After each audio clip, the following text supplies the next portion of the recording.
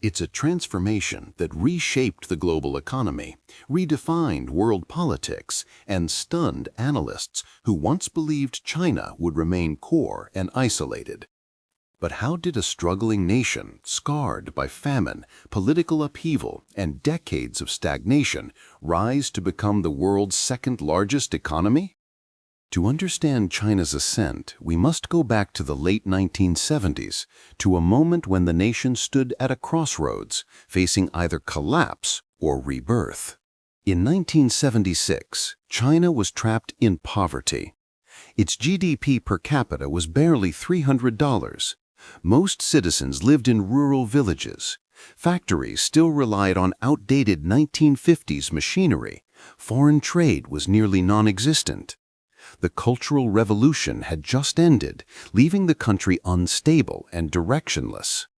When Deng Xiaoping came to power, he saw the future with brutal clarity. Poverty is not socialism. This single idea would spark a silent revolution, one fought not with armies, but with markets, reforms, and global integration. China needed food. It needed industry. It needed foreign investment. Above all, it needed hope. And so, the first reforms began in the countryside, quietly, cautiously, and dangerously.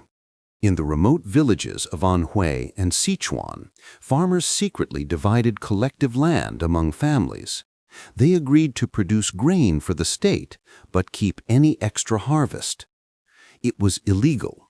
It defied communist orthodoxy. If discovered, they could be punished. But something extraordinary happened. Agricultural output soared. Word spread. Results accumulated. And by 1984, China officially abandoned collective farming. The people had shown what the government could not ignore. Incentives work. Meanwhile, Deng launched an even more radical experiment. In 1980, China created its first special economic zones, Shenzhen, Zhuhai, Shantou, and Xiamen. They offered low taxes, foreign investment access, and modern infrastructure. Shenzhen was just a fishing village. 10 years later, it was a booming industrial city. 30 years later, a megacity of over 12 million, a symbol of China's new direction. Factories rose, highways stretched across farmland, shipping ports expanded into global giants. But reforms came with risks: inequality, corruption, internal political resistance, and a fear that opening to the world might weaken the party's control. China pressed forward anyway. By the early 1990s, China stood at another critical moment. State-owned enterprises were failing. Tens of millions lost their jobs. Rural-to-urban migration surged by the tens of millions every year. Pollution worsened. Inflation shook the economy.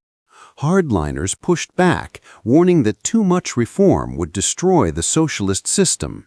Then, as global communism collapsed in 1991, many predicted China would fall next. But instead of retreating, Deng made one final move. In 1992, he took the famous southern tour, visiting Shenzhen, Zhuhai, and Shanghai, declaring reform and opening up must continue.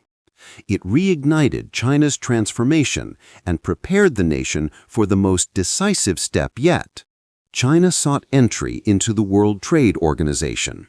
To join, it had to cut tariffs, open markets, and follow international economic rules. These demands threatened state enterprises and powerful interest groups.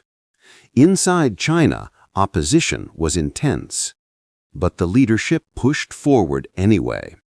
On December 11, 2001, China officially joined the WTO, a historic turning point. What followed was an economic explosion. Factories multiplied across coastal provinces. Global companies relocated production to China. Ports in Shanghai, Ningbo, and Guangzhou became some of the busiest on Earth. China became the world's factory. Exports skyrocketed, foreign investment flooded in, millions were lifted into the middle class. By 2010, China surpassed Japan to become the world's second-largest economy. China's rise reshaped the world. Since 1978, 800 million lifted out of poverty. GDP grew from $150 billion to more than $17 trillion. The world's largest high-speed rail network. Major advances in technology, AI, and manufacturing. A modernized military and expanding global influence. But this rise came with challenges: pollution, regional inequality, demographic decline, and geopolitical tensions. Yet, despite these obstacles, China's transformation remains the fastest sustained economic rise in modern history, an ascent that continues to define the 21st century. This was the story of China's rise, how a poor, isolated nation launched an economic revolution that reshaped the world.